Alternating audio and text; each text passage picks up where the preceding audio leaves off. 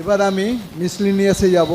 আমাদেরও vice president joint secretary আছেন, তাদেরকে আমি বলবো সময় যেহেতু কম আছে খুব ছোট্ট করে, যতটা সম্ভব ছোট করে বলা যায় বলার জন্য। প্রথমেই আমি আমাদের একজন ভাইস প্রেসিডেন্ট পার্থসারথী ভট্টাচার্যকে কিছু বলার জন্য অনুরোধ করব।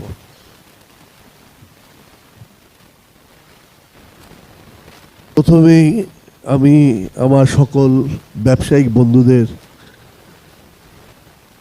হার্দিক শুভেচ্ছা জানাচ্ছি। সামনেই নতুন বছর, 25টা যেভাবে গেছে আশা করি তার থেকে অনেক ভালো যাবে 26টা। জাস্ট আমাকে বলতে বলা হয়েছে, দুই একটা কথাই বলবো। আমাদের সারা বছর যারা কাজ করি তার সিংহভাগ অংশই কাজ করতে হয় কোম্পানির সমস্যা নিয়ে। তো প্রতিনিয়ত কোম্পানির সমস্যা বাড়ছে। আমি কিছু অ্যানালাইসিস করে যা দেখেছি, তাতে আমরা যারা অফলাইনে কাজ করি, মানে মার্কেটে গিয়ে কাজ করি, সমস্যাটা সেখানটা সবথেকে বেশি। তার কারণ আমার যা ধারণা, লাস্ট 3-4 বছর ধরে অফলাইনটাই পুরো এই ট্রেডের মার্কেট ছিল, সে ডিস্ট্রিবিউশন হোক বা অন্যান্য ট্রেড হোক। কিন্তু 100% যদি অফলাইন থেকে সমস্ত কিছু বিক্রি হতো, সেখানে এখন দেখা যাচ্ছে 40% অনলাইন, ই কমার্স, এইসব কোম্পানিগুলো কাজ করে মার্কেট শেয়ারটা নিচ্ছে। যার ফলে হচ্ছে কি, অনেক কোম্পানি অফলাইনে ডিগ্রোতে যাচ্ছে। তো ডিগ্রোতে যারা কাজ যাওয়ার ফলে হচ্ছে, যেসব মার্কেটিং পার্সোনালরা আমাদের সাথে প্রতিনিয়ত কাজ করছে, রিটেল মার্কেটে সেই ডিমান্ডটা না থাকার জন্য একটা গ্যাপ সৃষ্টি হচ্ছে।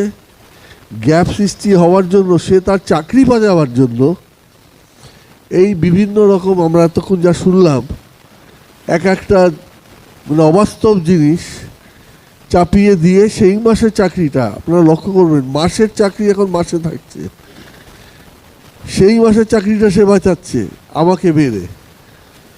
তো এখন যা পরিস্থিতি দাঁড়িয়েছে, আমাদের প্রত্যেকটা ব্যবসায়ী বন্ধু একাট্টা হতে হবে।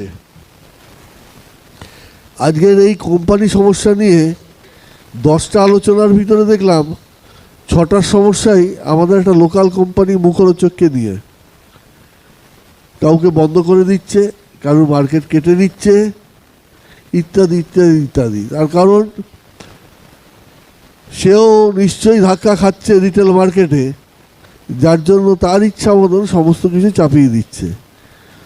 তো এই জায়গাটায় আমি এর আগেও দুটো মিটিংয়ে বলে এসেছিলাম, যারা মুখরোচক কাজ করেন, যারা না করেন, সকলে মিলে একসাথে এমনভাবে প্রতিহত করতে হবে যে বাকি আর 5টা যেসব কোম্পানি আগামী দিনে চোখ তুলে তাকাবে বলে ঠিক করেছে, তারাও জানি থমকে যায়।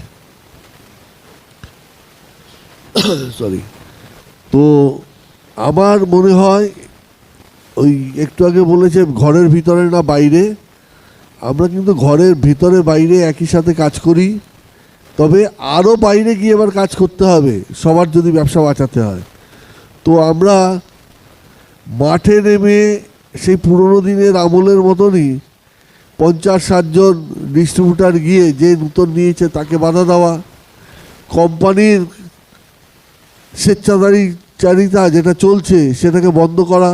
কেননা আমাদের কাছে জনবল শক্তির বাইরে কিছু নেই, কারণ আমাদের কোনো রাজনৈতিক দলের দাদা কাকা নেই, আমাদের প্রশাসন নেই, আমাদের পুলিশ নেই। আমাদের শক্তি হচ্ছে আমাদের ডিস্ট্রিবিউটর ভাই বন্ধুর জনবল। তো কেউ বাড়িতে গিয়ে একটু ভালোভাবে ব্যবসা করছেন জন্য নিশ্চিন্তে থাকবেন না, আপনিও কালকে ধাক্কা খাবেন। সুতরাং সেরকম যদি পজিশন হয়, আমরা আজকে 200 লোক যারা এক জায়গায় এসছি, আগামী দিনে সবাই মিলে ময়দানে নামবো, এই অঙ্গীকার করে বাড়ি যাব। তো সকলেই ভালো থাকবেন, আগামী বছর আরও সুন্দর হোক, অফলাইন মার্কেট আরও উঠুক, এটাই আশা রাখবো। ধন্যবাদ।